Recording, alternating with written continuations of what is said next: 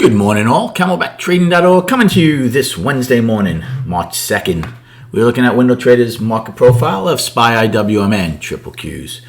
So first and foremost, we all went out with a price probe last night. As of right now, it's 75 minutes to go. They're all being firmly rejected, as you can see, as we're all trading at either our afternoon rally high, right around it, or right below the double distribution, right? Upper end of the lower distribution. ES did not have single prints. SPY had two little ones. A lot going on this morning. You have 9:30 Bullard speaking, 10 o'clock Powell testifying, 2 p.m. the beige book comes out. So remember to have your stops. With this volatility and volume, I would be playing with smaller size so you could have your stops a little wider so you don't continually get stopped out. As far as overnights, 434 is the overnight high, 427.87 is the overnight low. We're in a 3-day balance, and here's the question we need to pose to ourselves. We're basically halfway between the top of the balance and the bottom of the balance. So a market in balance is waiting for more market-generated information. So since we are flat, basically in the middle, that's kind of a tough area to want to be involved in trades. Doesn't mean you can't take trades, but just remember in the bigger picture, you're not going to get any resolution till you come out of the balance one way or the other. As far as trades this morning, as you can see, I think L's high in SPY and ES is outlined in the sand. Even though ES does not have a double distribution day, it was their afternoon rally high.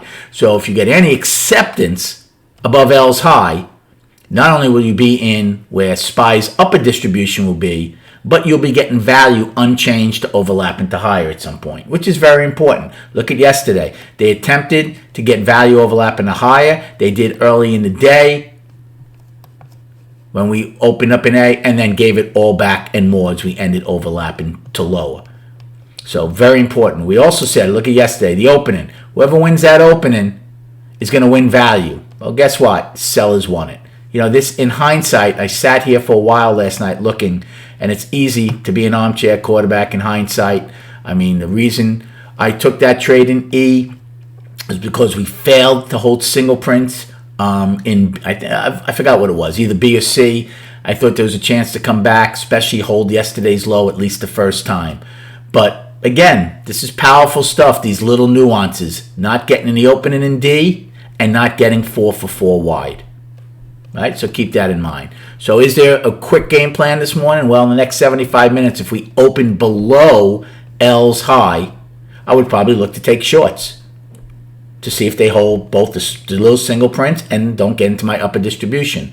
On the flip side, if we open above C's low and L's high, and we have higher value, guess I'd take a long against value high. Any acceptance back into L's range, I would be out. But remember, with these guys speaking, and I don't know how long Powell's going to be testifying for, this could make for a pretty interesting morning. Now, just quickly on the chart, here's the daily. I just talked about it. It's a 3-day balance. We're basically in the middle of it.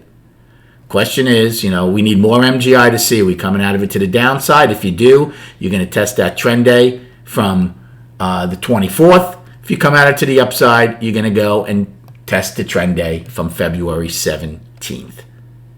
Good luck trading today. Thanks for the likes, and we'll recap at 4 p.m.